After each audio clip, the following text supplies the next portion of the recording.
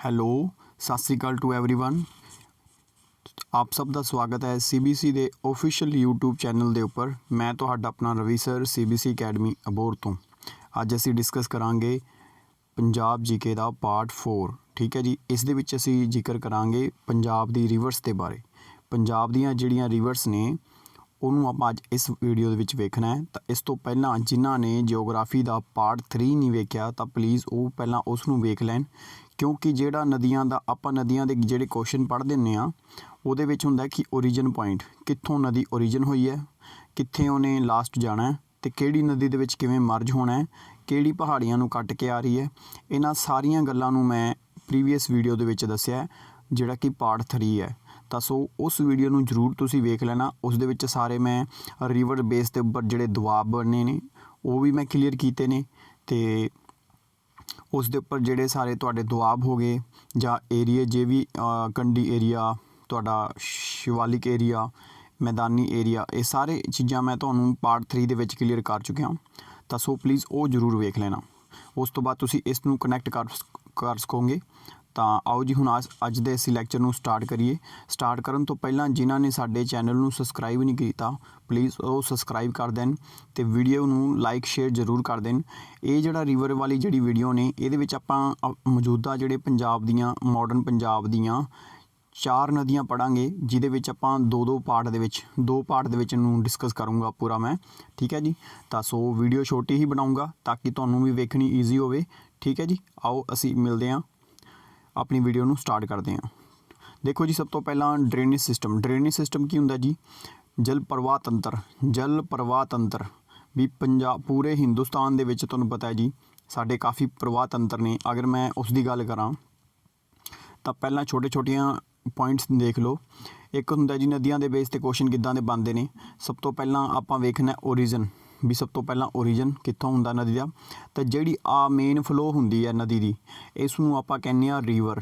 ਠੀਕ ਹੈ ਜੀ, ਰਿਵਰ ਨਦੀ ਕਹਿੰਦੇ ਹਾਂ। ਅੱਛਾ, ਇਹਦੇ ਵਿੱਚ ਕੀ ਹੁੰਦਾ ਜੀ? ਛੋਟੀਆਂ ਨਦੀਆਂ ਇਸ ਦੇ ਵਿੱਚ ਆ ਕੇ ਡਿੱਗਦੀਆਂ ਨੇ। ਛੋਟੀਆਂ ਨਦੀਆਂ ਮਤਲਬ ਕੀ ਹੈ ਜੀ? ਇਸ ਦੇ ਵਿੱਚ ਆ ਕੇ ਡਿੱਗਦੀਆਂ ਨੇ। ਉਹਨਾਂ ਨੂੰ ਆਪਾਂ ਹਿੰਦੀ ਦੇ ਵਿੱਚ ਜਾਂ ਪੰਜਾਬੀ 'ਚ ਕਹਿੰਦੇ ਹਾਂ ਸਹਾਇਕ ਨਦੀਆਂ ਜਾਂ ਕਹਿ ਦਿੰਦੇ ਹਾਂ ਟ੍ਰਿਬਿਊਟਰੀ। ਠੀਕ ਹੈ ਜੀ। ਹੁਣ ਜਿਹੜੀਆਂ ਨੈਚੁਰਲੀ ਆ ਕੇ ਨਦੀ ਦੇ ਵਿੱਚ ਡਿੱਗਦੀਆਂ ਨੇ ਉਹਨਾਂ ਨੂੰ ਆਪਾਂ ਟ੍ਰਿਬਿਊਟਰੀ ਕਹਿ ਦਿੰਦੇ ਹਾਂ, ਛੋਟੀਆਂ। ਉਸ ਤੋਂ ਬਾਅਦ ਇਹਨਾਂ ਟ੍ਰਿਬਿਊਟਰੀ ਦੇ ਵਿੱਚ ਵੀ ਅੱਗੇ ਛੋਟੀਆਂ ਧਾਰਾਂ ਹੋਰ ਹੁੰਦੀਆਂ ਨੇ ਜਿਹੜੀਆਂ ਕਿ ਟ੍ਰਿਬਿਊਟਰੀ ਦੇ ਵਿੱਚ ਆ ਕੇ ਡਿੱਗਦੀਆਂ ਨੇ, ਅਤੇ ਉਹਨਾਂ ਨੂੰ ਆਪਾਂ ਕੀ ਕਹਿੰਦੇ ਹਾਂ ਜੀ? ਉਹਨਾਂ ਨੂੰ ਆਪਾਂ ਕਹਿੰਦੇ ਹਾਂ ਸਟਰੀਮ, ਧਾਰਾ ਕਹਿੰਦੇ ਉਹਨੂੰ ਆਪਾਂ। ਠੀਕ ਹੈ ਜੀ। ਯਾਦ ਰੱਖਣਾ, ਇਹ ਪੁਆਇੰਟ ਹੈਗੇ ਨੇ ਕੁਛ। ਅਤੇ ਜਿੱਥੇ ਵੀ ਹੁਣ ਨਦੀਆਂ ਜਿੱਥੇ ਵੀ ਸਮੁੰਦਰ 'ਚ ਜਾ ਕੇ ਡਿੱਗਦੀਆਂ ਨੇ ਜਾਂ ਕੋਈ ਨਦੀ ਕਿਸੇ ਵਿੱਚ ਡਿੱਗਦੀ ਹੈ, ਕਿਸੇ ਨਦੀ ਦੇ ਵਿੱਚ ਡਿੱਗਦੀ ਹੈ, ਤਾਂ ਜਦੋਂ ਸਮੁੰਦਰ ਦੇ ਨੇੜੇ ਨਦੀ ਪਹੁੰਚਦੀ ਹੈ ਨਾ ਤਾਂ ਉੱਥੇ 2 ਗੱਲਾਂ ਹੁੰਦੀਆਂ ਨੇ। ਇੱਕ ਤਾਂ ਹੁੰਦਾ ਡੈਲਟਾ ਕੀ ਹੁੰਦੀ ਹੈ? ਨਦੀ ਸਮੁੰਦਰ ਦੇ ਨੇੜੇ ਪਹੁੰਚਦੀ ਹੈ ਅਤੇ ਬਹੁਤੇ ਜ਼ਿਆਦਾ ਹਜ਼ਾਰ ਕਹਿੰਦੇ ਦਿਸ਼ਾਵਾਂ ਦੇ ਵਿੱਚ ਡਿਵਾਈਡ ਹੋ ਜਾਂਦੀ ਹੈ, ਆਪਣਾ ਫਲੋ ਡਿਵਾਈਡ ਹੋ ਜਾਂਦਾ ਹੈ ਅਤੇ ਇਸ ਤਰ੍ਹਾਂ ਦੀ ਇੱਕ ਸ਼ੇਪ ਬਣ ਜਾਂਦੀ ਹੈ। ਇਸੇ ਸ਼ੇਪ ਨੂੰ ਆਪਾਂ ਕਹਿੰਦੇ ਹਾਂ ਜੀ ਡੈਲਟਾ। ਠੀਕ ਹੈ ਜੀ। ਤਾਂ ਸਾਡੇ ਇੰਡੀਆ ਦੇ ਵਿੱਚ ਇਹ ਵੀ ਵੇਖਣਾ ਕਿ ਸਭ ਤੋਂ ਵੱਡਾ ਡੈਲਟਾ ਕਿਹੜਾ ਨਦੀ ਬਣਾਉਂਦੀ ਹੈ।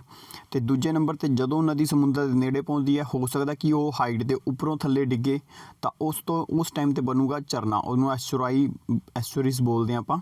ਠੀਕ ਹੈ ਜੀ। ਧਿਆਨ ਰੱਖਣਾ ਆਪਾਂ। ਅਤੇ ਉਹਨੂੰ ਆਪਾਂ ਕਹਿੰਦੇ ਹਾਂ ਝਰਨੇ ਬਣਾਉਂਦੀ ਹੈ। ਤਾਂ ਇਸੇ ਫਿਲਹਾਲ ਇਹੀ ਬੇਸ ਦੇ ਉੱਪਰ ਮੈਂ ਪੰਜਾਬ ਦੇ ਵਿੱਚ ਦੱਸਦਾ ਵੀ ਹਿੰਦੁਸਤਾਨ ਦੇ ਵਿੱਚ ਕਿਹੜੀਆਂ ਨਦੀਆਂ, ਉਹਨੂੰ ਵੈਸੇ ਤਾਂ ਡਿਸਕਸ ਕਰਾਂਗੇ ਆਪਾਂ ਜਿਓਗ੍ਰਾਫੀ ਵਾਲੇ ਲੈਕਚਰ ਦੇ ਵਿੱਚ, ਬਟ ਇਸ 'ਤੇ ਥੋੜ੍ਹਾ ਜਿਹਾ ਵੇਖ ਲਓ ਕਿਹੜੀ ਨਦੀਆਂ ਨੇ। ਸਭ ਤੋਂ ਪਹਿਲਾਂ ਸਾਡਾ ਜਿਹੜਾ ਉੱਤਰ ਭਾਰਤ ਹੈ, ਜਿਹੜਾ ਉੱਪਰਲੇ ਪਾਸੇ ਤੁਸੀਂ ਵੇਖ ਰਹੇ ਹੋ ਜਿੱਥੇ ਮੈਂ ਡਾਰਕ ਕਰਦਾ, ਇਸ ਨੂੰ ਇੱਥੇ ਜਿਹੜਾ ਤੰਤਰ ਹੈ ਇੱਥੇ ਹੈਗਾ ਇੰਡਸ ਰਿਵਰ ਤੰਤਰ ਮਤਲਬ ਸਿੰਧੂ ਨਦੀ ਦਾ ਜਿਹੜਾ ਤੰਤਰ ਹੈ, ਜਿਹਦੇ ਵਿੱਚ ਉਹਦੀਆਂ 6 ਸਹਾਇਕ ਨਦੀਆਂ ਨੇ, ਜਿਹਦੇ ਵਿੱਚ ਆਪਣਾ ਪੰਜਾਬ ਵੀ ਆਉਂਦਾ ਹੈ। ਠੀਕ ਹੈ ਜੀ। ਅਤੇ ਆਪਾਂ ਕਿਹੜੇ ਤੰਤਰ ਦੇ ਹੁਣ ਹਿੱਸਾ ਹੈਗੇ ਹਾਂ? ਇੰਡਸ ਰਿਵਰ ਤੰਤਰ ਦੇ ਆਪਾਂ ਹਿੱਸਾ ਹੈਗੇ ਹਾਂ। ਠੀਕ ਹੈ ਜੀ। ਉਸ ਤੋਂ ਬਾਅਦ ਆਉਂਦਾ ਇੰਡੀਆ ਦਾ ਆਵਲਾ ਜਿਹੜਾ ਏਰੀਆ, UP, ਬਿਹਾਰ, ਦਿੱਲੀ, ਹਰਿਆਣਾ, ਜਿਹੜਾ ਏਰੀਆ, ਇਸ ਨੂੰ ਜਿਹੜਾ ਝਾਰਖੰਡ, ਵੈਸਟ ਬੰਗਾਲ, ਇਸ ਏਰੀਏ ਦੇ ਵਿੱਚ ਕਿਹੜੀ ਨਦੀ ਦਾ ਫਲੋ ਹੈਗਾ ਜੀ? ਇਹਨੂੰ ਕਹਿੰਦੇ ਹਾਂ ਗੰਗਾ ਰਿਵਰ ਸਿਸਟਮ। ਤਾਂ ਗੰਗਾ ਨਦੀ ਤੰਤਰ ਦਾ ਸਭ ਤੋਂ ਵੱਡਾ ਤੰਤਰ ਹੈ ਹਿੰਦੁਸਤਾਨ ਦੇ ਵਿੱਚ, ਜਿਹੜਾ ਮਿਡਲ ਇੰਡੀਆ ਨੂੰ ਕੀ ਕਰਦਾ ਹੈ? ਪਾਣੀ ਪ੍ਰੋਵਾਈਡ ਕਰਦਾ ਹੈ ਸਿੰਚਾਈ ਵਾਸਤੇ। ਠੀਕ ਹੈ ਜੀ। ਉਸ ਤੋਂ ਬਾਅਦ ਗੱਲ ਕਰਦੇ ਹਾਂ ਆਹ ਵਾਲੇ ਏਰੀਆ ਦੀ, ਜਿਹੜਾ ਨਾਰਥ ਈਸਟ ਵਾਲਾ ਏਰੀਆ। ਇਸ ਏਰੀਏ ਨੂੰ ਫਲੋ ਕਰਨ ਵਾਸਤੇ ਕਿਹੜੀ ਨਦੀ ਹੈਗੀ ਹੈ? ਇਸ ਨਦੀ ਦਾ ਨਾਮ ਹੈਗਾ ਜੀ ਬ੍ਰਹਮਪੁੱਤਰਾ ਰਿਵਰ ਸਿਸਟਮ। ठीक है जी, ये भी तुसी याद रखना है। तो इस तरह ही जदों आपां साउथ दे वल चले गए तो साउथ दी नदियां नूं भी दो भागां 'च डिवाइड करता, ਜਿਹੜੀਆਂ ਇਹ ਸਾਡਾ अरब सागर है, इधर साडा बे ऑफ बंगाल है। तो कुछ नदियां बे ऑफ बंगाल 'ਚ डिगदियां ने, उन्हां नूं आपां कह दिंदे आ ईस्टर्न फ्लो, मतलब पूर्व वाल तुरन वाली नदियाँ, ਜਾਂ eastern flow bay of Bengal 'ਚ डिगन वाली नदियाँ। इस तरह साउथ दी नदियां नूं एक अरब सागर 'ਚ ਜਿਹੜੀਆਂ डिगदियां ने उन्हां नूं आपां कहने आ वैसटर्न फ्लो। तो इस हिसाब नाल इंडिया दे पंज तंत्र ने तो बेसिकली दो भागां 'ਚ डिवाइड ने। कुछ नदियाँ जिहड़ी हिमालय 'चों निकलदियां ने वो नदियाँ, तो कुछ जिहड़ियां साउथ अपने इंडिया दे विच ने वो पठार तो निकलदियां ने, ठीक है जी। हुण रीजन एक गल दा है कि पंजाब दे विच कुछ नदियां जी हिमालय तो ओरिजिन हो रही ने, हिमालय की पहाड़ियां 'चों ओरिजिन हो के पंजाब 'च आउंदियां ने। ते जिहड़ियां भी नदियां हिमालय 'चों ओरिजिन हो के इंडिया दे विच एंटर होंदियां ने, उन्हां नदियां सारियां होंदियां ने सदाबहार नदियां। उत्थे पानी दे डिस्प्यूट बड़े घट हुंदे ने। रीजन की हुंदा कि पहले 6 महीने पानी तां उन्हां नूं मिल जांदा, किस कारण? पहला पानी 6 महीने मिलदा उन्हां नूं, ਜਿਹੜਾ ਉਹਨਾਂ ਦਾ ਸੀਜ਼ਨ ਹੁੰਦਾ ਹੈ, ਸੀਜ਼ਨ 'ਚ ਪਾਣੀ ਮਿਲ ਜਾਂਦਾ। 6 ਮਹੀਨੇ ਬਾਰਿਸ਼ ਦਾ ਸੀਜ਼ਨ ਹੁੰਦਾ ਤੇ 6 ਮਹੀਨੇ ਉਹਨਾਂ ਨੂੰ ਗਲੇਸ਼ੀਅਰ ਦੇ ਪਿਘਲਣ ਦੇ ਕਾਰਨ, ਮੈਲਟ ਹੋਣ ਦੇ ਕਾਰਨ, ਜਿਹੜੀ ਬਰਫ਼ ਗਲੇਸ਼ੀਅਰ ਦੇ ਉੱਪਰ ਹੁੰਦੀ ਹੈ ਉਹ ਪਾਣੀ ਪ੍ਰੋਵਾਈਡ ਕਰਦਾ ਹੈ। ਇਸੇ ਕਰਕੇ ਇਹਨਾਂ ਹਿਮਾਲਿਆ 'ਚੋਂ ਨਿਕਲਣ ਵਾਲੀ ਨਦੀਆਂ ਸਦਾਬਹਾਰ ਨਦੀਆਂ ਹੁੰਦੀਆਂ ਨੇ। ਤੇ ਸਾਊਥ ਇੰਡੀਆ 'ਚ ਤੁਸੀਂ ਨਦੀਆਂ ਦੇ ਬੜੇ ਡਿਸਪਿਊਟ ਵੇਖੋਗੇ, ਕਿਉਂਕਿ ਜਿਹੜੇ ਪਠਾਰ ਹੁੰਦੇ ਆ ਉਹਨਾਂ ਦੇ ਉੱਪਰ ਗਲੇਸ਼ੀਅਰ ਨਹੀਂ ਹੁੰਦੇ, ਉਹਨਾਂ ਨੂੰ ਸਿਰਫ ਪਾਣੀ ਮਿਲਦਾ ਸੀਜ਼ਨ ਦੇ ਹਿਸਾਬ ਨਾਲ, ਤੇ ਤਾਂ ਕਰਕੇ ਉੱਥੇ ਪਾਣੀ ਦਾ ਬਹੁਤ ਹੀ ਜ਼ਿਆਦਾ ਇਸ਼ੂ ਬਣਿਆ ਰਹਿੰਦਾ। ਤਾਂ ਆਓ ਜੀ ਹੁਣ ਅਸੀਂ ਪੰਜਾਬ ਦੇ ਵੱਲ ਥੋੜ੍ਹਾ ਜਿਹਾ ਤੁਰਦੇ ਹਾਂ। ਪੰਜਾਬ ਦਾ ਡਰੇਨੇਜ ਸਿਸਟਮ ਜੋ ਕਿ ਇੰਡਸ ਰਿਵਰ ਨਦੀ ਦਾ ਤੰਤਰ ਦਾ ਹਿੱਸਾ ਹੈ, ਇੰਡਸ ਰਿਵਰ ਨਦੀ ਜਿਹੜਾ ਤੰਤਰ ਹੈ ਉਸ ਦਾ ਹਿੱਸਾ ਹੈ, ਜਿਸ ਕਰਕੇ ਪੰਜਾਬ ਦਾ ਕਈ ਵਾਰੀ ਨਾਮ ਨਾ ਨਦੀਆਂ ਦੇ ਆਧਾਰ 'ਤੇ ਹੀ ਬਣਿਆ ਹੋਇਆ ਸੀਗਾ। ਇਹਨਾਂ ਨਦੀਆਂ ਦੇ ਆਧਾਰ 'ਤੇ ਜਦੋਂ ਪੰਜਾਬ ਦਾ ਹਿਸਟਰੀ ਦੇ ਵਿੱਚ ਨਾਮ ਰਿਹਾ, ਉਹਨਾਂ ਸਾਰਿਆਂ ਨਾਮ ਨੂੰ ਵੇਖਦੇ ਹੋਏ ਫਿਰ ਅਸੀਂ ਆਪਣੀ ਨਦੀਆਂ ਨੂੰ ਸਟਾਰਟ ਕਰਾਂਗੇ। ਆਓ ਜੀ ਹੁਣ ਸਭ ਤੋਂ ਪਹਿਲਾਂ ਨਦੀਆਂ ਦਾ ਪੰਜਾਬ ਦਾ ਨਾਮ ਹਿਸਟਰੀ ਦੇ ਵਿੱਚ ਰਿਵਰ ਬੇਸ ਦੇ ਉੱਪਰ ਕੀ ਸੀਗਾ। ਕਹਿੰਦੇ ਜੀ ਰਿਗਵੇਦ ਸਾਡਾ ਹਿਸਟਰੀ ਦੇ ਵਿੱਚ ਨਾ ਸਭ ਤੋਂ ਪਹਿਲਾਂ ਸਾਡਾ ਜਿਹੜਾ ਗ੍ਰੰਥ ਹੈ, ਜਿਹਨੂੰ ਆਪਾਂ first testament of the world ਜਿਹਨੂੰ ਆਪਾਂ ਕਹਿ ਦਿੰਦੇ ਹਾਂ, ਉਹ ਹੈਗਾ ਰਿਗਵੇਦ, ਜਿਹਨੂੰ ਸਾਨੂੰ ਪੜ੍ਹ ਕੇ ਸਾਨੂੰ ਆਰਿਆ ਦੇ ਬਾਰੇ ਜਾਣਕਾਰੀ ਮਿਲਦੀ ਹੈ। ਉਸ ਰਿਗਵੇਦ ਦੇ ਵਿੱਚ ਪੰਜਾਬ ਨੂੰ ਕਿਹਾ ਜਾਂਦਾ ਸੀ ਸਪਤ ਸਿੰਧੂ, ਠੀਕ ਹੈ ਜੀ।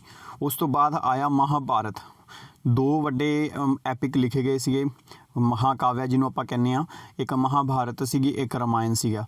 ਤਾਂ ਮਹਾਭਾਰਤ ਦੇ ਟਾਈਮ 'ਤੇ ਕੁਰੂਕਸ਼ੇਤਰ ਜਿਹੜਾ ਅੱਜ ਵਾਲਾ ਹਰਿਆਣਾ ਦੇ ਵਿੱਚ ਏਰੀਆ, ਇਸ 'ਤੇ ਲੜਾਈ ਹੋਈ ਸੀ ਇਸ ਥਾਂ ਦੇ ਉੱਪਰ।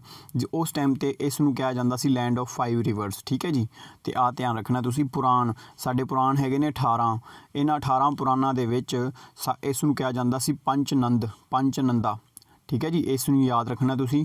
ਫਿਰ ਇੰਡੀਆ ਦੇ ਵਿੱਚ ਗ੍ਰੀਕਸ ਨੇ ਅਟੈਕ ਕੀਤੇ, ਯੂਨਾਨੀਆਂ ਨੇ, ਉਹ ਸਾਡੇ ਤੋਂ ਉਹਨਾਂ ਤੋਂ ਫਿਰ ਕੀ ਇਹਨਾਂ ਨੇ ਕਹਿਣਾ ਸਟਾਰਟ ਕਰਤਾ ਪੈਂਟਾਪੋਟਾਮੀਆ। ਪੈਂਟਾ ਦਾ ਮਤਲਬ 5 ਅਤੇ ਪੋਟਾਮੀਆ ਦਾ ਮਤਲਬ ਰਿਵਰਸ, ਪੈਂਟਾਪੋਟਾਮੀਆ। ਇਸ ਤਰ੍ਹਾਂ ਤਾਂ ਕਾਫੀ ਪੰਜਾਬ ਦੇ ਨਾਮ ਰਹੇ ਨੇ, ਇਹ ਵੀ ਤੁਸੀਂ ਯਾਦ ਰੱਖਣਾ ਹੈ। ਫਿਰ ਆ ਜਾਂਦਾ ਪੰਜਾਬ ਦਾ ਨਾਮ ਡਰਾਈਵ ਕਿੱਥੋਂ ਹੋਇਆ ਹੈ, ਅਤੇ ਪੰਜਾਬ ਦਾ ਨਾਮ ਜੀ ਫਾਰਸੀ ਲੈਂਗੁਏਜ ਦੀ, ਪਰਸ਼ੀਅਨ ਲੈਂਗੁਏਜ ਦੇ ਦੋ ਸ਼ਬਦ 5 ਪਲੱਸ ਆਬ। ਇਹ ਕੁਐਸਚਨ ਬੜੀ ਵਾਰੀ ਇੰਪੋਰਟੈਂਟ, ਬਹੁਤ ਜ਼ਿਆਦਾ ਇੰਪੋਰਟੈਂਟ ਹੈ। ਕਿਹੜੀ ਲੈਂਗੁਏਜ ਤੋਂ ਹੋਇਆ? ਪਰਸ਼ੀਅਨ ਲੈਂਗੁਏਜ ਤੋਂ। ਕਿਹੜੇ ਵਰਡ ਨੇ ਦੋ? 5 ਪਲੱਸ ਆਬ, ਜਿਸ ਤੋਂ ਬਣ ਗਿਆ ਪੰਜਾਬ, ਠੀਕ ਹੈ ਜੀ। 1947 ਤੋਂ ਪਹਿਲਾਂ ਪੰਜਾਬ ਦੇ ਵਿੱਚ 5 ਦਰਿਆ ਹੁੰਦੇ ਸੀਗੇ, ਅਤੇ ਬਟ ਹੁਣ ਪੰਜਾਬ ਦੇ ਕਿੰਨੇ ਦਰਿਆ ਹਿੱਸੇ ਦੇ ਵਿੱਚ ਆਏ ਨੇ? 3 ਦਰਿਆ। ਅਤੇ ਇਹ ਸਾਰਾ ਜਿਹੜਾ 1960 ਵਾਲੀ ਇੰਡਸ ਰਿਵਰ ਟਰੀਟੀ ਹੋਈ ਹੈ, ਇੰਡਸ ਰਿਵਰ ਟਰੀਟੀ, ਉਸ ਦੇ ਹਿਸਾਬ ਨਾਲ ਡਿਸਾਈਡ ਹੋਇਆ, ਠੀਕ ਹੈ ਜੀ। ਅਤੇ ਹੁਣ ਪੰਜਾਬ ਦੇ ਵਿੱਚ ਬੇਸਿਕਲੀ 3 ਦਰਿਆ ਨੇ, 3 ਨਦੀਆਂ ਨੇ। ਇਹਨਾਂ 3 ਨਦੀਆਂ ਦੇ ਵਿੱਚ ਕਿਹੜੀਆਂ ਨੇ? ਬਿਆਸ, ਸਤਲੁਜ, ਰਾਵੀ। ਆਹ ਘੱਗਰ ਦਰਿਆ ਵੀ ਹੈਗਾ ਇੱਕ, ਉਹਨੂੰ ਵੀ ਆਪਾਂ ਦੇਖਾਂਗੇ, ਠੀਕ ਹੈ ਜੀ। ਅਤੇ ਆਓ ਜੀ ਹੁਣ ਆਪਣੀ ਨਦੀਆਂ ਨੂੰ ਆਪਾਂ ਡਿਵਾਈਡ ਕਰ ਦਈਏ। ਆਓ, ਅਤੇ ਪਹਿਲਾਂ ਬੇਸਿਕਲੀ ਪੰਜਾਬ ਦੀ ਨਦੀਆਂ ਨੂੰ ਨਾ 2 ਹਿੱਸਿਆਂ 'ਚ ਡਿਵਾਈਡ ਕਰਦੇ ਹਾਂ। ਇੱਕ ਨੂੰ ਕਹਿੰਦੇ ਆ ਪੈਰੀਨੀਅਲ ਦਾ ਮਤਲਬ ਹੁੰਦਾ ਹੈ ਕੋਈ ਚੀਜ਼ ਸਦਾ ਬਹਾਰ ਰਹਿਣਾ, 365 ਦਿਨ ਪਾਣੀ ਉਸ ਨਦੀ ਦੇ ਵਿੱਚ ਰਹਿਣਾ। ਉਸ ਨਦੀਆਂ ਨੂੰ ਆਪਾਂ ਕਹਿੰਦੇ ਹਾਂ ਸਦਾ ਬਹਾਰ ਨਦੀਆਂ, ਉੱਥੇ ਕੋਈ ਡਿਸਪਿਊਟ ਨਹੀਂ ਹੁੰਦਾ। ਸੀਜ਼ਨਲ ਜਾਂ ਐਫੇਮਰਲ ਜਿਹੜਾ ਹੁੰਦਾ, ਇਸ ਦਾ ਮਤਲਬ ਹੁੰਦਾ ਵੀ 6 ਮਹੀਨੇ ਪਾਣੀ ਰਹਿਣਾ, 6 ਮਹੀਨੇ ਸਿਰਫ ਸੀਜ਼ਨ ਦੇ ਆਧਾਰ 'ਤੇ ਡਿਪੈਂਡ ਰਹਿਣ, ਉਹਨਾਂ ਨਦੀਆਂ ਨੂੰ ਆਪਾਂ ਸੀਜ਼ਨਲ ਰਿਵਰਸ ਬੋਲਦੇ ਹਾਂ। ਤਾਂ ਪੰਜਾਬ ਦੇ ਵਿੱਚ ਸਤਲੁਜ, ਬਿਆਸ, ਰਾਵੀ, ਇਹ 3 ਨਦੀਆਂ ਕਿਹੜੀਆਂ ਨੇ? ਇਹ ਹੈਗੀਆਂ ਨੇ ਸਦਾ ਬਹਾਰ ਨਦੀਆਂ। 3 ਨਦੀਆਂ ਕਿਹੜੀਆਂ ਨੇ? ਸਦਾ ਬਹਾਰ। ਪਹਿਲੀ ਵਾਲੀ 3 ਨਦੀਆਂ ਸਦਾ ਬਹਾਰ ਨੇ, ਅਤੇ ਘੱਗਰ ਜਿਹੜਾ ਦਰਿਆ ਹੈ ਇਹ ਕੀ ਹੈ ਜੀ? ਸੀਜ਼ਨਲ ਦਰਿਆ ਹੈ, ਇਹਦੇ ਵਿੱਚ ਸੀਜ਼ਨ ਦੇ ਹਿਸਾਬ ਨਾਲ ਪਾਣੀ ਆਉਂਦਾ, ਠੀਕ ਹੈ ਜੀ। ਇਹਨਾਂ ਨਦੀਆਂ 4 ਨਦੀਆਂ ਆਪਾਂ ਜਿਹੜੀਆਂ ਡਿਸਕਸ ਕਰ ਰਹੇ ਹਾਂ, ਇਹਨਾਂ ਦੇ ਵਿੱਚੋਂ ਸਭ ਤੋਂ ਵੱਡੀ ਨਦੀ ਕਿਹੜੀ ਹੈ? ਉਹ ਹੈਗੀ ਹੈ ਸਤਲੁਜ। ਸਤਲੁਜ। ਤੇ ਲੈਂਥ ਵਾਈਜ਼ ਆਪਾਂ ਗੱਲ ਕਰ ਲਈਏ, ਸਤਲੁਜ ਸਭ ਤੋਂ ਵੱਡੀ ਹੈ, ਫਿਰ ਬਿਆਸ ਆਉਂਦੀ ਹੈ, ਫਿਰ ਆਉਂਦੀ ਹੈ ਰਾਵੀ। ਠੀਕ ਹੈ ਜੀ, ਪੰਜਾਬ ਦੇ ਵਿੱਚ। ਇਹ ਤੁਸੀਂ ਯਾਦ ਰੱਖਣਾ, ਕਈ ਵਾਰੀ ਟਾਈਪ ਕੁਐਸਚਨ ਸਟੇਟਮੈਂਟ ਦੇ ਵਿੱਚ ਵੀ ਦੇ ਦਿੰਦਾ। ਅਤੇ ਆਜੋ ਜੀ ਉਸ ਤੋਂ ਬਾਅਦ ਆਪਾਂ ਗੱਲ ਕਰੀਏ, ਨੈਕਸਟ ਆਪਾਂ ਗੱਲ ਕਰਦੇ ਹਾਂ ਪੰਜਾਬ ਦੀ। ਅਤੇ ਹੁਣ ਆਪਾਂ ਸਤਲੁਜ ਨਦੀ ਦੇ ਬਾਰੇ ਦੇਖ ਲੈਂਦੇ ਹਾਂ। ਦੇਖੋ ਜੀ, ਪੰਜਾਬ ਦੀ ਸਤਲੁਜ ਨਦੀ ਦੇ ਬਾਰੇ ਦੇਖ ਲਈਏ। ਸਤਲੁਜ ਨਦੀ ਦੇ ਬਾਰੇ ਦੇਖੋ ਜੀ, ਸਭ ਤੋਂ ਪਹਿਲਾਂ ਸਤਲੁਜ ਦਰਿਆ, ਇਹਦਾ ਜੁਆਇਨ ਜਿਹੜਾ ਓਰੀਜਨ ਹੈ ਇਹ ਕਿੱਥੋਂ ਹੁੰਦਾ ਹੈ? ਜਿਹੜਾ ਸਤਲੁਜ ਜਿਹੜੀ ਨਦੀ ਹੈ, ਸ਼ਾਇਦ ਇਹ ਸੈਕਿੰਡ ਸਲਾਈਡ ਹੈ, ਇੱਕ ਸਲਾਈਡ ਹੈ ਇਸ ਤੋਂ ਪਹਿਲਾਂ। ਸਤਲੁਜ ਨਦੀ ਦੇਖੋ ਜੀ, ਸਤਲੁਜ ਨਦੀ ਜਿਹੜੀ ਹੈ ਇਸ ਦਾ ਜਿਹੜਾ ਓਰੀਜਨ ਹੁੰਦਾ ਇਹ ਹੁੰਦਾ ਜੀ ਰਾਖਸ਼ਾਸ ਲੇਕ, ਮਾਨਸਰੋਵਰ ਝੀਲ ਹੈਗੀ ਹੈ ਤਿੱਬਤ ਦੇ ਵਿੱਚ। ਹੁਣ ਯਾਦ ਰੱਖਿਆ ਜੇ, ਮਾਨਸਰੋਵਰ ਝੀਲ ਜਿਹੜੀ ਹੈ ਨਾ ਤਿੱਬਤ ਦੇ ਵਿੱਚ, ਉਹ ਤਿੱਬਤ ਦੇ ਵਿੱਚ ਜਿਹੜੀ ਮਾਨਸਰੋਵਰ ਝੀਲ ਹੈ, ਉੱਥੇ 3 ਨਦੀਆਂ ਓਰੀਜਨ ਹੁੰਦੀਆਂ ਨੇ। ਸਭ ਤੋਂ ਪਹਿਲਾਂ ਜਿਹੜੀ ਨਦੀ ਹੈ ਇੱਕ ਹੈਗੀ ਹੈ, ਉਹਦਾ ਨਾਮ ਹੈ ਜੀ ਜਿਹੜੀ ਤਿੱਬਤ ਦੇ ਵਿੱਚ ਜਿਹੜੀ ਨਦੀ ਹੁੰਦੀ ਹੈ ਉਸ ਦਾ ਨਾਮ ਹੈ ਇੰਡਸ ਰਿਵਰ, ਇੰਡਸ ਜਿਹਨੂੰ ਆਪਾਂ ਸਿੰਧੂ ਨਦੀ ਕਹਿੰਦੇ ਹਾਂ। ਫਿਰ ਹੈ ਸਤਲੁਜ, ਫਿਰ ਸਤਲੁਜ ਨਦੀ ਹੈ, ਫਿਰ ਹੈਗੀ ਹੈ ਬ੍ਰਹਮਪੁੱਤਰਾ ਰਿਵਰ ਜਿਹਨੂੰ ਤਸਾਂਗਪੋ ਕਹਿੰਦੇ ਹਾਂ। ਤਾਂ 3 ਨਦੀਆਂ ਓਰੀਜਨ ਹੁੰਦੀਆਂ ਨੇ। ਯਾਦ ਰੱਖਿਆ ਜੇ, ਮੈਂ ਇੱਥੇ ਮੈਪ ਬਣਾ ਰਿਹਾ ਤੁਹਾਨੂੰ ਤਿੱਬਤ ਦਿਖਾ ਦਾਂ। ਜਿਵੇਂ ਆ ਤੁਹਾਨੂੰ ਪਤਾ ਆ ਉੱਪਰ ਵਾਲਾ ਚਾਈਨਾ, ਇੱਥੇ ਜੇ ਕਰਕੇ ਇੱਕ ਨਦੀ ਤਾਂ ਐਂ ਟਰੈਵਲ ਹੁੰਦੀ ਹੈ, ਇਹਨੂੰ ਆਪਾਂ ਕਹਿੰਦੇ ਇੰਡਸ। ਫਿਰ ਇੱਕ ਨਦੀ ਇੱਦਾਂ ਕਰਕੇ ਪੰਜਾਬ 'ਚ ਐਂਟਰ ਹੁੰਦੀ, ਇਹਨੂੰ ਆਪਾਂ ਕਹਿੰਦੇ ਸਤਲੁਜ। ਅਤੇ ਇੱਕ ਨਦੀ ਇੱਦਾਂ ਇੱਧਰਲੀ ਦਿਸ਼ਾ ਨੂੰ ਚੱਲਦੀ ਹੈ, ਇਹਨੂੰ ਇਹ ਪੂਰੀ ਮਾਨਸਰੋਵਰ ਝੀਲ ਹੈ। ਜੇ ਕੁਐਸਚਨ ਆ ਜਾਏ ਰਾਖਸ਼ਾਸ ਲੇਕ ਕਿੱਥੇ ਹੈ? ਮਾਨਸਰੋਵਰ ਦੇ ਵਿੱਚ ਹੀ ਹੈ। ਅਤੇ ਮਾਨਸਰੋਵਰ 3 ਨਦੀਆਂ ਦਾ ਓਰੀਜਨ ਪੁਆਇੰਟ ਹੈ, ਇਹ ਵੀ ਤੁਸੀਂ ਯਾਦ ਰੱਖਣਾ ਹੈ। ਅਤੇ ਪੰਜਾਬ ਦੀ ਜਿਹੜੀ ਆ ਸਤਲੁਜ ਨਦੀ ਜਿਹੜੀ ਸਭ ਤੋਂ ਵੱਡੀ ਹੈ, ਇਸ ਨੂੰ ਪੰਜਾਬ ਦੇ ਜਿਹੜੀ ਤਿੱਬਤ ਦੇ ਵਿੱਚੋਂ ਆਉਂਦੀ ਹੈ, ਅਤੇ ਤਿੱਬਤ ਵਾਲੇ ਲੋਕ ਇਹਨੂੰ ਕਹਿੰਦੇ ਆ ਲੰਗਚੇਨ ਖੰਬਾਬ। ਵੈਰੀ ਇੰਪੋਰਟੈਂਟ ਕੁਐਸਚਨ ਹੈ, ਬਹੁਤ ਜ਼ਿਆਦਾ ਇੰਪੋਰਟੈਂਟ ਕੁਐਸਚਨ ਹੈ, ਇਸ ਨੂੰ ਨੋਟ ਕਰ ਲਓ, ਸਟਾਰ ਮਾਰਕ ਕਰ ਲਿਆ ਜੇ। ਠੀਕ ਹੈ ਜੀ, ਉੱਥੇ ਦੀ ਲੇਸੀ ਲੈਂਗੁਏਜ ਦੇ ਵਿੱਚ ਇਹਨੂੰ ਕਹਿੰਦੇ ਆ ਲੰਗਚੇਨ ਖੰਬਾਬ। ਅਤੇ ਇੰਡੀਆ ਦੇ ਵਿੱਚ ਇਹ ਐਂਟਰ ਹੁੰਦੀ ਹੈ ਸ਼ਬਕੀਲਾ ਪਾਸ। ਸ਼ਬਕੀਲਾ, ਹੁਣ ਕਈਆਂ ਨੂੰ ਇਹ ਆ ਜਾ ਪਾਸ ਕੀ ਹੁੰਦਾ, ਇਹਨੂੰ ਆਪਾਂ ਕਹਿੰਦੇ ਹਿੰਦੀ ਦੇ ਵਿੱਚ ਦर्रा। ਦर्रे ਦਾ ਮਤਲਬ ਹੁੰਦਾ ਹੈ ਦੋ ਪਹਾੜੀਆਂ ਅਤੇ ਉਹਦੇ ਵਿੱਚ ਸਮਤਲ ਪਲੇਨ ਜਗ੍ਹਾ ਮਿਲ ਜਾਏ ਜਿੱਥੇ ਨਦੀ ਟਰੈਵਲ ਹੋ ਕੇ ਐਂਟਰ ਕਰਦੀ ਹੈ, ਉਸ ਨੂੰ ਆਪਾਂ ਕਹਿੰਦੇ ਹਾਂ ਦर्रा। ਅਤੇ ਇਹ ਸ਼ਬਕੀਲਾ ਪਾਸ ਤੋਂ ਐਂਟਰ ਹੋ ਕੇ ਇੰਡੀਆ 'ਚ ਐਂਟਰ ਹੁੰਦੀ ਹੈ। ਇੰਡੀਆ 'ਚ ਕਿੱਥੇ ਐਂਟਰ ਹੁੰਦੀ ਹੈ? ਪਹਿਲਾਂ ਬਿਲਾਸਪੁਰ ਡਿਸਟ੍ਰਿਕਟ ਦੇ ਵਿੱਚ, ਹਿਮਾਚਲ ਦੇ ਵਿੱਚ। ਅਤੇ ਉਸ ਟਾਈਮ 'ਤੇ ਕੀ ਬਣਾਇਆ ਸਾਡੇ ਇੰਡੀਆ ਦੇ ਵਿੱਚ ਇਸੇ ਨਦੀ ਦੇ ਉੱਪਰ ਸਭ ਤੋਂ ਵੱਡਾ ਡੈਮ ਜਿਹਨੂੰ ਆਪਾਂ ਕਹਿ ਦਿੰਦੇ ਹਾਂ ਭਾਖੜਾ ਡੈਮ, ਜਿਹਨੂੰ ਆਪਾਂ ਗ੍ਰੈਵਿਟੀ ਡੈਮ ਵੀ ਕਹਿੰਦੇ ਹਾਂ। ਗ੍ਰੈਵਿਟੀ ਡੈਮ ਦੇ ਨਾਮ ਤੋਂ ਕੁਐਸਚਨ ਆਵੇਗਾ ਇਹਦਾ ਜਦੋਂ ਵੀ ਆਵੇਗਾ। ਇਹ ਭਾਖੜਾ ਡੈਮ ਕਿੱਥੇ ਬਣਿਆ ਹੋਇਆ ਹੈ? ਇਹ ਬਣਿਆ ਸਤਲੁਜ ਨਦੀ ਦੇ ਉੱਪਰ। ਠੀਕ ਹੈ ਜੀ, ਅਤੇ ਉਸ ਤੋਂ ਪਹਿਲਾਂ ਕਿਸੇ ਵੀ ਨਦੀ ਨੂੰ ਆਪਾਂ ਰੋਕਦੇ ਹਾਂ, ਮੰਨ ਲਓ ਆਹ ਨਦੀ ਹੈ, ਇਸ ਨੂੰ ਰੋਕ ਕੇ ਆਪਾਂ ਕੋਈ ਵੀ ਚੀਜ਼ ਪਿੱਛੋਂ ਰੋਕਦੇ ਹਾਂ ਤਾਂ ਇੱਕ ਝੀਲ ਬਣ ਜਾਂਦੀ ਹੈ। ਇਸੇ ਝੀਲ ਨੂੰ ਆਪਾਂ ਗੋਬਿੰਦ ਸਾਗਰ ਝੀਲ ਕਹਿੰਦੇ ਹਾਂ। ਗੋਬਿੰਦ ਸਾਗਰ ਝੀਲ, ਕਈ ਵਾਰੀ ਪੁੱਛ ਲੈਂਦੇ ਗੋਬਿੰਦ ਸਾਗਰ ਝੀਲ ਕਿਹੜੇ ਡੈਮ ਤੋਂ ਪਹਿਲਾਂ ਬਣੀ ਹੋਈ ਹੈ? ਫਿਰ ਹੈ ਭਾਖੜਾ ਡੈਮ, ਕਿਉਂਕਿ ਭਾਖੜਾ ਡੈਮ ਬਣਾਇਆ ਇਸ ਕਰਕੇ ਹੈ ਪਾਣੀ ਨੂੰ ਰੋਕ ਕੇ। ਠੀਕ ਹੈ ਜੀ, ਅਤੇ ਉਹ ਜਿਹੜਾ ਗੋਬਿੰਦ ਸਾਗਰ ਝੀਲ ਹੈ ਇਹ ਕਿੱਥੇ ਹੈ ਜੀ? ਇਹ ਤੁਹਾਡੀ ਹਿਮਾਚਲ ਪ੍ਰਦੇਸ਼ ਦੇ ਵਿੱਚ ਹੈ। ਫਿਰ ਗੱਲ ਆਉਂਦੀ ਹੈ ਕਿ ਅੱਗੇ ਚੱਲ ਕੇ ਫਿਰ ਅਸੀਂ ਕੀ ਕਰਤਾ, ਨੰਗਲ ਡੈਮ ਵੀ ਬਣਾਇਆ ਇਹਦੇ ਉੱਪਰ, ਨੰਗਲ ਨਾਮ ਪਲੇਸ ਦੇ ਉੱਪਰ, ਕਿਉਂਕਿ ਭਾਖੜਾ ਡੈਮ ਤੇ ਹਿਮਾਚਲ ਦੇ ਵਿੱਚ ਹੈ, ਬਾਰਡਰ 'ਤੇ ਬਿਲਕੁਲ। ਅਤੇ ਇਹ ਪੰਜਾਬ ਦੇ ਵਿੱਚ ਇਸੇ ਨਦੀ ਦੇ ਉੱਪਰ ਕਿਹੜਾ ਡੈਮ ਬਣਿਆ ਜੀ? ਇਹ ਨੰਗਲ ਡੈਮ ਹੈ, ਨੰਗਲ ਨਾਮਕ ਪਲੇਸ ਦੇ ਕੋਲ। ਠੀਕ ਹੈ ਜੀ, ਇਹ ਤੁਸੀਂ ਯਾਦ ਰੱਖਣਾ ਹੈ। ਉਸ ਤੋਂ ਬਾਅਦ ਗੱਲ ਆਉਂਦੀ ਹੈ ਸਾਡੇ ਪੰਜਾਬ ਦੀ ਸਤਲੁਜ ਰਿਵਰ ਦੇ ਬਾਰੇ ਕੁਝ ਹੋਰ ਪੁਆਇੰਟ ਆਪਾਂ ਵੇਖ ਲੈਂਦੇ ਹਾਂ। ਅੱਛਾ, ਸਤਲੁਜ ਪੰਜਾਬ ਦੇ ਵਿੱਚ ਕਿੱਥੇ ਮਰਜ ਹੋ ਕੇ ਮਿਲਦੀ ਹੈ? ਸਤਲੁਜ ਬਿਆਸ ਦੇ ਵਿੱਚ ਮਰਜ ਹੋਵੇਗੀ। ਜਿਵੇਂ ਆਹ ਸਤਲੁਜ ਨਦੀ ਹੈ, ਪਿੱਛੋਂ ਬਿਆਸ ਆ ਗਈ, ਦੋਨਾਂ ਨੇ ਹਰੀਕੇ ਪਤਨ ਨਾਮਕ ਪਲੇਸ ਦੇ ਉੱਪਰ ਮਰਜ ਹੋਣਾ ਹੈ। ਅਤੇ ਆਹ ਸਤਲੁਜ ਜਿਹੜੀ ਹੈ ਇਹ ਮੇਨ ਧਾਰਾ ਹੈ। ਠੀਕ ਹੈ ਜੀ, ਇਹਦੇ 'ਚ ਬਿਆਸ ਨਦੀ ਆ ਕੇ ਡੇਗੀ, ਅਤੇ ਇਸੇ ਏਰੀਆ ਨੂੰ ਮੈਂ ਦੱਸਿਆ ਸੀ ਨਾ, ਦੁਆਬਾ ਉੱਪਰ ਵਾਲਾ ਮਾਝਾ ਏਰੀਆ, ਥੱਲੇ ਵਾਲਾ ਮਾਲਵਾ। ਅਤੇ ਇਸੇ ਤਰ੍ਹਾਂ ਹੀ ਇੱਥੇ ਜਿੱਥੇ ਮਰਜ ਹੋ ਰਹੀ ਹੈ, ਇੱਥੇ ਕਿਹੜਾ ਪਲੇਸ ਹੈ?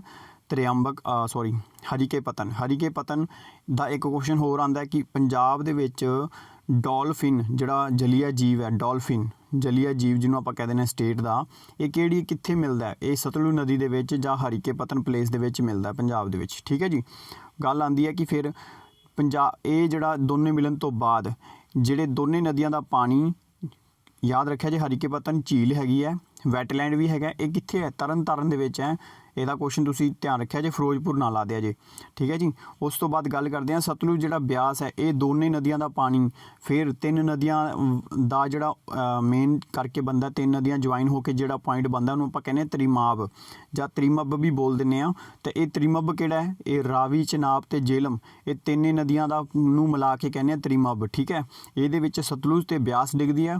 ਉਸ ਦੋਨਾਂ ਫਿਰ ਪੰਜੇ ਨਦੀਆਂ ਇਕੱਠੀਆਂ ਹੁੰਦੀਆਂ ਨੇ ਤਾਂ ਕਰਕੇ ਬਣਦਾ ਪੰਚਨੰਦ, ਠੀਕ ਹੈ ਜੀ। ਤੇ ਇਹ ਵੀ ਤੁਸੀਂ ਯਾਦ ਰੱਖਣਾ। ਇਹ ਸਾਰੀ ਗੱਲ ਹੁੰਦੀ ਹੈ ਪਾਕਿਸਤਾਨ ਦੇ ਵਿੱਚ, ਠੀਕ ਹੈ ਜੀ। ਪੰਚਨੰਦ ਕਿੱਥੇ ਬਣਦਾ? ਪਾਕਿਸਤਾਨ ਦੇ ਵਿੱਚ। ਇਹ ਬਿਆਸ ਤੇ ਸਤਲੁਜ ਇੰਡੀਆ 'ਚ ਮਿਲਦੀਆਂ ਨੇ, ਤ੍ਰਿਮਬ ਇਹ ਵੀ ਪਾਕਿਸਤਾਨ 'ਚ ਬਣਦਾ, ਠੀਕ ਹੈ ਜੀ। ਦੋਨੇ ਪੰਜੇ ਨਦੀਆਂ ਜਾ ਕੇ ਪਾਕਿਸਤਾਨ ਦੇ ਵਿੱਚ ਮਿਲ ਜਾਂਦੀਆਂ ਨੇ ਆਪਸ 'ਚ। ਉਸ ਤੋਂ ਬਾਅਦ ਗੱਲ ਕਰਦੇ ਹਾਂ ਜੀ ਕਿ ਪੰਜਾਬ ਦੇ ਵਿੱਚ ਜਿਹੜਾ ਤ੍ਰਿਮਬ ਹੈ ਤੇ ਉਸ ਤੋਂ ਬਾਅਦ ਗੱਲ ਆਉਂਦੀ ਕਿ ਪੰਜਾਬ ਦੇ ਵਿੱਚ ਜਿਹੜੀ ਇਹ ਸਤਲੁਜ ਨਦੀ ਹੈ ਇਹ ਫਿਰੋਜ਼ਪੁਰ ਤੋਂ ਲੈ ਕੇ ਜਿਹੜੇ ਫਾਜ਼ਿਲਕਾ ਤੱਕ 120 ਕਿਲੋਮੀਟਰ ਦਾ ਜਿਹੜਾ ਬਾਰਡਰ ਹੈ ਪੰਜਾਬ ਦੇ, ਇਹ ਜਿਹੜਾ ਇੰਟਰਨੈਸ਼ਨਲ ਬਾਰਡਰ ਬਣਾਉਂਦੀ ਹੈ। ਇਹ ਵੀ ਤੁਸੀਂ ਯਾਦ ਰੱਖਣਾ ਹੈ ਤੁਸੀਂ, ਠੀਕ ਹੈ ਜੀ। ਤਾਂ ਇਹ ਤੁਸੀਂ ਦੇਖ ਲਓ ਇਸੇ ਨਦੀ ਦੇ ਜਿਹੜਾ ਜਿੱਥੇ ਦੋਨੇ ਨਦੀਆਂ ਆਪਸ 'ਚ ਮਿਲਦੀਆਂ ਨੇ ਤਾਂ ਉੱਥੇ ਹਰੀਕੇ ਪਲਸ ਪਤਨ ਨਾਮਕ ਝੀਲ ਹੈਗੀ ਆ, ਦੇਖ ਸਕਦੇ ਹੋ ਤੁਸੀਂ ਝੀਲ ਹੈਗੀ ਇੱਥੇ ਤੁਹਾਨੂੰ ਜਲੀਆ ਜੀ ਮਿਲੂਗਾ। ਤੇ ਗਾਂ ਉਸ ਤੋਂ ਬਾਅਦ ਦੇਖੋ ਜੀ ਬਿਲਾਸਪੁਰ ਹਿਮਾਚਲ ਦੇ ਵਿੱਚ, ਇਹਦੇ ਉੱਪਰ ਜਿਹੜਾ ਟਾਊਨ ਹੈ, ਸਿਟੀ ਕਿਹੜੀ ਵਸੀਆਂ ਹੋਈਆਂ ਨੇ ਜਾਂ ਟਾਊਨ, ਉਹ ਹੈਗੇ ਬਿਲਾਸਪੁਰ। ਪੰਜਾਬ ਦੇ ਵਿੱਚ ਕਿਹੜੇ ਸ਼ਹਿਰ ਨੇ? ਜਿਹੜਾ ਹਰੀਕੇ, ਰੋਪੜ, ਫਿਲੌਰ ਤੇ ਫਿਰੋਜ਼ਪੁਰ, ਇਹ 4 ਸ਼ਹਿਰ ਇਹਦੇ ਉੱਪਰ ਹੈਗੇ ਨੇ। ਤੇ ਆਈ ਹੋਪ ਕਿ ਤੁਹਾਨੂੰ ਸਾਰਿਆਂ ਨੂੰ ਸਮਝ ਆ ਗਿਆ ਹੋਵੇਗਾ। ਤੇ ਉਸ ਤੋਂ ਬਾਅਦ ਦੇਖੋ ਜੀ ਮਾਡਰਨ ਨੇਮਸ ਕਿਹੜੇ ਨੇ? ਅੱਜ ਦੇ ਆਪਾਂ ਸਿੰਧੂ ਨਦੀ ਨੂੰ ਕਹਿੰਦੇ ਹਾਂ ਇੰਡਸ, ਜੇਹਲਮ, ਚਨਾਬ, ਰਾਵੀ, ਬਿਆਸ, ਸਤਲੁਜ, ਗੋਮਤੀ, ਕੁਰਮ, ਘੱਗਰ, ਇਹ ਅੱਜ ਦੇ ਨੇਮ ਨੇ। ਉਸ ਤੋਂ ਪਹਿਲਾਂ ਰਿਗਵੇਦ ਕੀ ਸੀਗੇ? ਰਿਗਵੇਦ ਦੇਖ ਲਓ, ਇੰਡਸ ਨੂੰ ਆਪਾਂ ਕਹਿੰਦੇ ਸੀ ਸਿੰਧੂ, ਜੇਹਲਮ ਨੂੰ ਵਿਤਾਸਤਾ, ਚਨਾਬ ਨੂੰ ਅਸਕਿਨੀ, ਰਾਵੀ ਨੂੰ ਪੁਰੁਸ਼ਨੀ, ਵੈਰੀ ਇੰਪੋਰਟੈਂਟ, ਰਾਵੀ ਨੂੰ ਪੁਰੁਸ਼ਨੀ ਕਹਿੰਦੇ ਸੀ, ਤੇ ਜੇਹਲਮ ਨੂੰ ਆਪਾਂ ਕਹਿੰਦੇ ਸੀ ਵਿਤਾਸਤਾ, ਠੀਕ ਹੈ। ਵਿਤਾਸਤਾ ਕਹਿੰਦੇ ਸੀ, ਇਹਨੂੰ ਹਾਈਡੇਪਸ ਵੀ ਬੋਲਦੇ ਹਾਂ ਕਿਉਂਕਿ ਇੱਥੇ ਸਿਕੰਦਰ ਤੇ ਉਹਦੀ ਲੜਾਈ ਹੋਈ ਸੀ, ਉਹ ਵੀ ਦੱਸੂਗਾ ਤੁਹਾਨੂੰ। ਤੇ ਬਿਆਸ ਨੂੰ ਆਪਾਂ ਕਹਿੰਦੇ ਹਾਂ ਵਿਪਾਸ਼ਾ, ਠੀਕ ਹੈ ਜੀ। ਇਹ ਵੀ ਬਹੁਤ ਇੰਪੋਰਟੈਂਟ ਕੁਐਸਚਨ ਹੈ, ਇਹਦਾ ਵੀ ਕੁਐਸਚਨ ਦੱਸੂਗਾ। ਅੱਛਾ, ਕਈ ਵਾਰੀ ਨਾ ਕੁਐਸਚਨ ਆ ਜਾਂਦਾ ਕਿ ਪੰਜਾਬ ਦੇ ਵਿੱਚ ਨਾ 326 BC ਦੇ ਵਿੱਚ ਈਸਾ ਪੂਰਵ ਸਿਕੰਦਰ ਨੇ ਹਮਲਾ ਕੀਤਾ ਸੀ। ਅਲੈਗਜ਼ੈਂਡਰ ਨੂੰ ਆਪਾਂ ਕਹਿੰਦੇ ਹਾਂ ਯੂਨਾਨ ਦਾ ਸ਼ਾਸਕ ਸੀਗਾ, ਤੇ ਬੜੀ ਘੱਟ ਉਮਰ ਦੇ ਵਿੱਚ ਉਹਨੇ ਇੰਡੀਆ ਦੇ ਵਿੱਚ ਅਟੈਕ ਕੀਤਾ ਸੀ, ਪੂਰੀ ਦੁਨੀਆ ਜਿੱਤਣੀ ਸੀ ਉਹਨੇ। ਤੇ ਉਸ ਇੰਡੀਆ ਦੇ ਵਿੱਚ ਲੜਿਆ ਸੀ ਜੇਹਲਮ ਨਦੀ ਦੇ ਕੰਢੇ ਤੇ, ਪਰ ਕਿਹਦੇ ਖਿਲਾਫ? ਪੋਰਸ ਦੇ ਖਿਲਾਫ। ਪੋਰਸ ਇੱਕ ਰਾਜਾ ਸੀਗਾ, ਉਹਨੂੰ ਉਹ ਲੜਾਈ 'ਚ ਕਹਿੰਦੇ ਜੀ ਹਾਰ ਜਾਂਦਾ ਹੈ ਤੇ ਉਹਨੂੰ ਫਿਰ ਰਾਜੇ ਦੇ ਸਾਹਮਣੇ ਲੈ ਕੇ ਆਏ ਤਾਂ ਫਿਰ ਉਹ ਅੱਗੋਂ ਜਵਾਬ ਦਿੰਦਾ ਕਿ ਜਿਵੇਂ ਤੈਨੂੰ ਇੱਕ ਰਾਜਾ ਦੂਜੇ ਰਾਜੇ ਨਾਲ ਕਰਦਾ ਤੂੰ ਉਵੇਂ ਕਰ ਸਕਦਾ ਹੈ। ਤੇ ਤਾਂ ਕਰਕੇ ਸਿਕੰਦਰ ਨੇ ਖੁਸ਼ ਹੋ ਕੇ ਪੋਰਸ ਨੂੰ ਕਹਿੰਦੇ ਆ ਜੀ ਉਹ ਜਗ੍ਹਾ ਵਾਪਸ ਦੇਤੀ ਸੀ ਉਹਦਾ ਰਾਜ।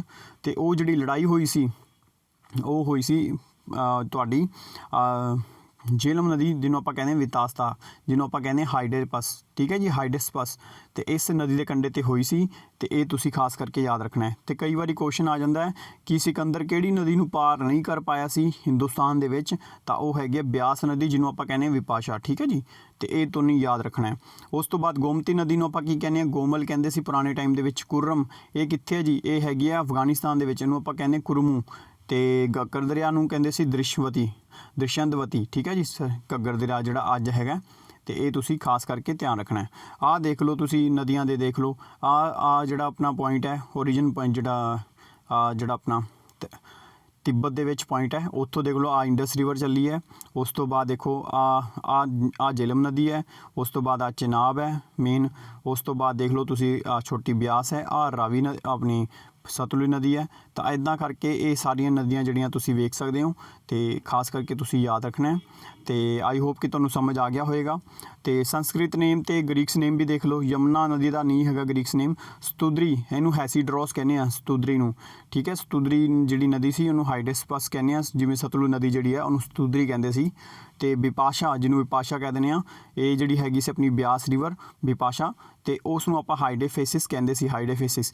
ਇਰਾਵਤੀ, ਇਹ ਨਦੀ ਨੂੰ ਹਾਈਡਰੋਟਿਕਸ ਕਹਿੰਦੇ ਸੀ, ਠੀਕ ਹੈ। ਰਾਵੀ ਨਦੀ ਨੂੰ ਆਪਾਂ ਹਾਈਡਰੋਟਿਕਸ ਕਹਿੰਦੇ ਸੀਗੇ। ਤੇ ਉਸ ਤੋਂ ਬਾਅਦ ਚੰਦਰਭਾਗਾ, ਚਨਾਬ ਨਦੀ ਨੂੰ ਆਪਾਂ ਐਸਕਿਨੀ ਕਹਿੰਦੇ ਸੀਗੇ, ਜੇਹਲਮ ਨਦੀ ਨੂੰ ਹਾਈਡੇਸਪਸ, ਤੇ ਰਾਵੀ ਨਦੀ ਨੂੰ ਹਾਈਡਰੋਟਿਕਸ, ਠੀਕ ਹੈ। ਇਹ ਤੁਸੀਂ ਯਾਦ ਰੱਖਣਾ, ਇਹ ਵੀ ਨਾਮ ਕਈ ਵਾਰੀ ਪੇਪਰਾਂ 'ਚ ਆਏ ਹੋਏ ਨੇ, ਇਹ ਖਾਸ ਕਰਕੇ ਤੁਸੀਂ ਯਾਦ ਰੱਖਣਾ। ਤੇ ਭਾਖੜਾ ਡੈਮ ਦੇਖ ਸਕਦੇ ਹੋ ਤੁਸੀਂ, ਇਸ ਤਰ੍ਹਾਂ ਦਾ ਡੈਮ ਹੁੰਦਾ ਹੈ। ਇਹਦੇ ਵਿੱਚ ਕੀ ਹੁੰਦਾ ਜੀ, ਬਿਜਲੀ ਨੂੰ ਬਣਾਉਣ ਦੇ ਆਪਣੇ ਕੋਲ 2 ਰੀਜ਼ਨ ਨੇ। ਜਾਂ ਤਾਂ ਆਪਾਂ ਕੋਲ ਨੂੰ ਜਲਾ ਕੇ ਸਟੀਮ ਬਣਾ ਕੇ, ਜਿਹੜੀ ਭਾਫ ਬਣਾ ਕੇ ਬੋਇਲਰ ਦੇ ਉੱਪਰ ਟਕਰਾਵਾਂਗੇ, ਬੋਇਲਰ ਤੋਂ ਟਰਬਾਈਨਾਂ ਦੇ ਉੱਪਰ, ਫਿਰ ਬਿਜਲੀ ਬਣੂਗੀ।